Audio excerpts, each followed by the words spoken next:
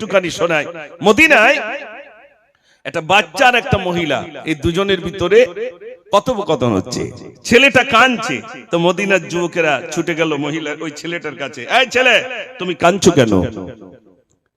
একটি ঘটনা বলি শোনো না, হযরতে আলীর ঘটনা। একটি ছেলে কাঁদছে বসে, মদিনাবাসী তার চেনে না। মদিনার মানুষ চেনে না বাচ্চাটি কাঁদছে। মদিনার মানুষ বাচ্চাটাকে জিজ্ঞেস করছে, এই ছেলে, তুমি কাঁদছো কেন? মদিনাবাসী ছুটে এলো, ও গো ছেলে তুমি বলো না, কাঁদছো তুমি এমন করে, কি বেদনা শোনাও না। এ বাচ্চা, কি হয়েছে তোমার, কাঁদছো কেন? বাচ্চাটি তখন বলছে, আমার মা আমাকে ফেলে চলে যাচ্ছে। কই তোমার মা? বলছে, ওই আমার মা চলে যাচ্ছে। মদিনার যুবকেরা মহিলার কাছে গেল, এ মহিলা, তোমার ছেলে কাঁদছে, তুমি কোথায় যাও?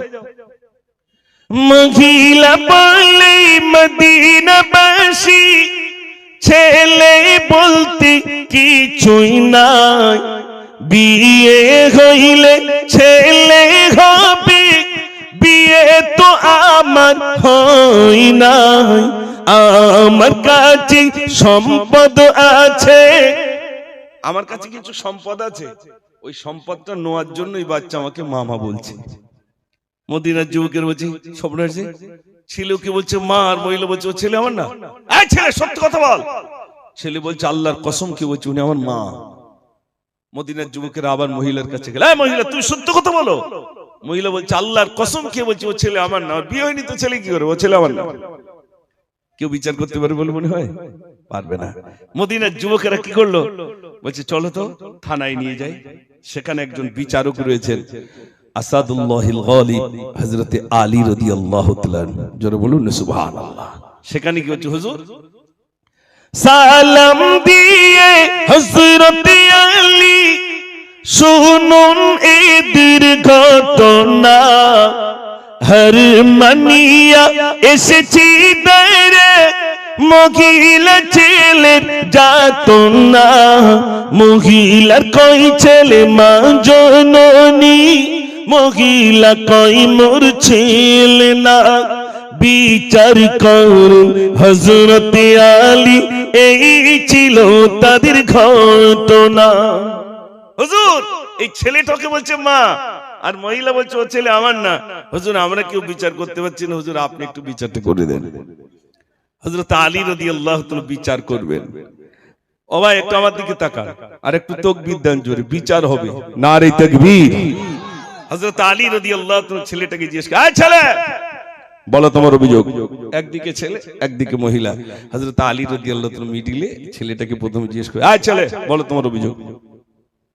হযরতে আলী বলেন, এবার এ ছেলে তুমি সত্য বলো, ওই মহিলা কি হই তোমার, সব ঘটনা খুলে বলো।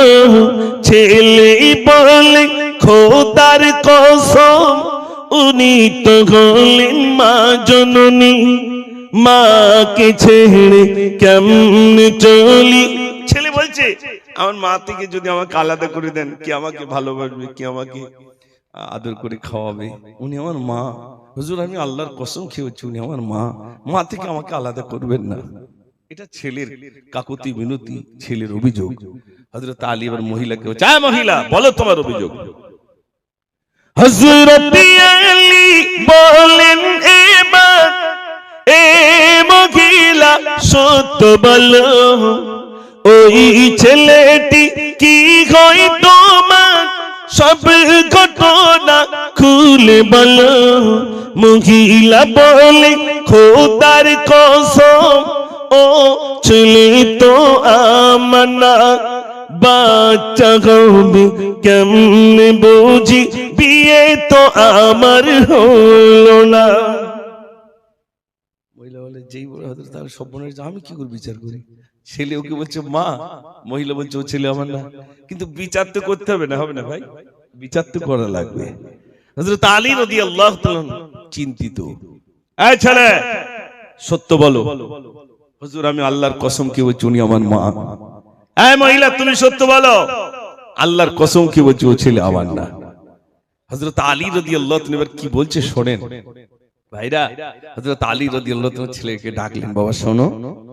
হযরত আলী বলেন এবার এ ছেলে তুমি শোনো তবে, আমি যদি বাপ হই তোমার ফাতিমা তোমার মা হবে। কান্না তুমি বন্ধ করে বলো তো তুমি রাজি হবে। হাসান হোসেন ভাইজান হয়ে সঙ্গী হয়ে খেলতে রবে। একটু জোরে বলুন না সুবহানাল্লাহ।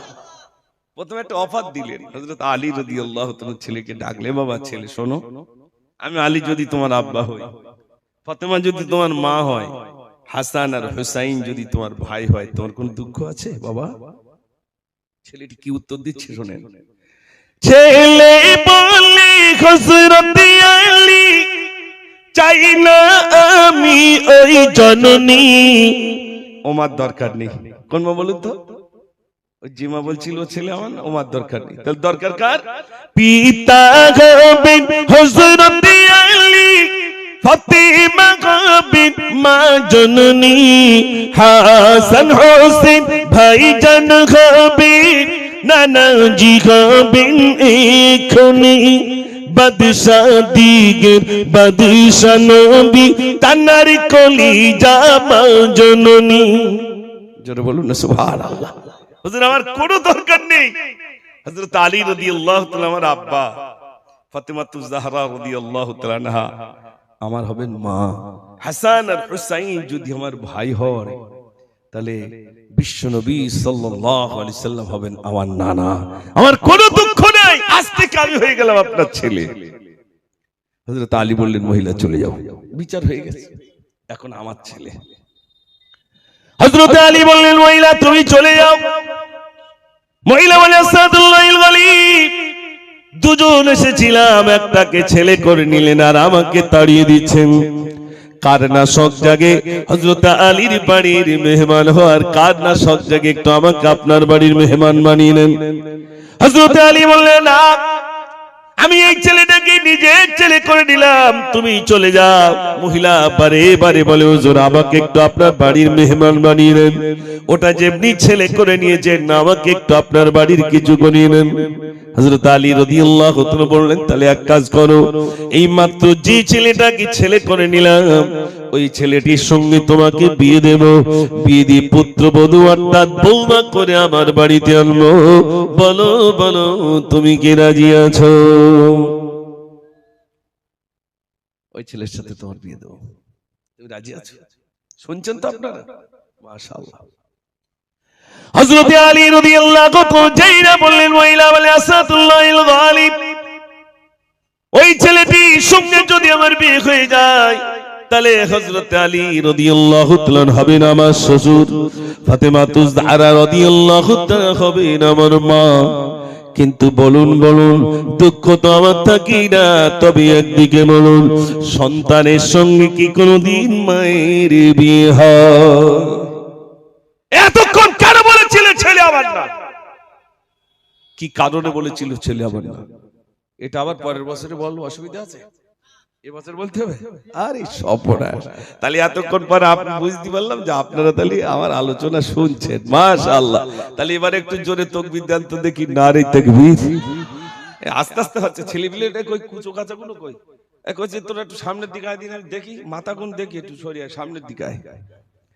ঠেলে ঠুলে দেন, আয় মাথা বলি যে আর আসবে না, কুচো কাঁচা গুলো একটু ঠেলে আমার দিকে দেন একটু। কচি আপনারা যুবক ভাইরা একটু পিছনে কেন, একটু জোরে আওয়াজ দেওয়া যাবে না? নারে তাকবীর। মা চলে আসো, সামনে এসো। আজকে প্যানের মিলাদ হবে না, চুলির মিলাদ হবে না, সব হবে না, তুমি সামনে এসো। এসো সামনে এসো, বাপ এসো এসো। হ্যাঁ, এইসব নাতি পুতি আমার এইরকম হয়ে গেছে, আলহামদুলিল্লাহ। বসো বাপ বসো। এই যে দেখেন ছোট ছোট বাচ্চা, মাশাআল্লাহ। আমি অধিকাংশ জায়গায় গেলে এইসব বাচ্চা, এরকম বাচ্চা আমার গাড়ি থেকে আমার মোসাফা করে, আসসালামু আলাইকুম, ওয়ালাইকুম আসসালাম, আমার হাত ধরে আবার সেই ওই পর্যন্ত নিয়ে যায়, হুজুর চলেন আমরা আছি তো। আমি বলি সর্বনাশ, এরাই বলে আমরা আছি তো, মানে আর কমিটির লোক লাগবে না, আমরা আছি তো। এই ছোট ছোট বাচ্চা দেখেন, এদের জন্য আমি অনেক গজল লিখেছি, শোনাবো ইনশাআল্লাহ। গজল কেন, আমার ওস্তাদ হুজুর, এই তো এটা দত্তপাড়া তো নাকি, বলতেই হয় হুজুরের নাম, আমাদের সবার আপনারা চেনেন, আমাদের মোস্তফা হুজুর, উনি আমার প্রাণ প্রিয় ওস্তাদ। আমি আমার মাদ্রাসায় নিয়ে গিয়েছিলাম এই কয়েক মাস আগে, একটা দাতা সম্মেলন করেছিলাম। আমি বললাম হুজুর আপনি শুধু দোয়া করে দেবেন, আর কিছু চাই না।